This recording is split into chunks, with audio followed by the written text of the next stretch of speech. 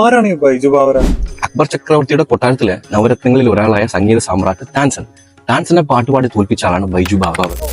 1952 ബൈജു ബാവറിനെ കുറിച്ച് ഒരു സിനിമ എടുത്തിട്ടുണ്ട്. ആ സിനിമയിൽ പ്രശസ്തമായ 10ഓളം ഗാനങ്ങളുണ്ട്. അത് ഓ ദുനിയാ കെ റഖ്വാലെ, ബച്ചപ്പൻ കി മുഹബത്ത് കോ. ഞാൻ അത് ഓർക്കാൻ കാരണം അതിൽ ഒരു കൃഷ്ണഭക്ത ഗാനമാണ്, മന് ദർപ്പർ ഹരിദാർ എന്ന് പറഞ്ഞു. അതിന്റെ റെക്കോർഡിംഗ് സമയത്ത് ഇതിന്റെ മ്യൂസിക് ഡയറക്ടറും ക്രൂവും കാര്യങ്ങളൊക്കെ ആയിട്ട് റെക്കോർഡിംഗ് പോയി സ്റ്റുഡിയോയിലെത്തി കഴിഞ്ഞ് അതിന്റെ കമ്പോസിങ്ങും റിഹേഴ്സലും ഒക്കെ കഴിഞ്ഞു. റെക്കോർഡിംഗ് തുടങ്ങാൻ പോകുമ്പോൾ മ്യൂസിക് ഡയറക്ടർ പറഞ്ഞു, നിർത്ത്, നമുക്കിനി നാളെ തുടങ്ങാം.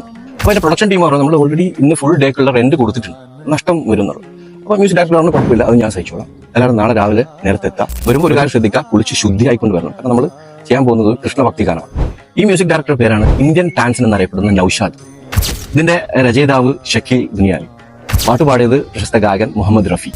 ഈ 3 മുസ്ലിം മതവിശ്വാസികളായ ട്രയോ അവരാണ് ഈ പാട്ട്, ഈ സിനിമയുടെ ഈ കൃഷ്ണഭക്തി ഗാനം ഇത്രയും ഹിറ്റാക്കി മാറ്റിയത്. അപ്പോൾ ഇന്നത്തെ കാലഘട്ടത്തിൽ ഒന്ന് ആലോചിച്ച് നോക്കിയ ഇതിനെ കുറിച്ച്.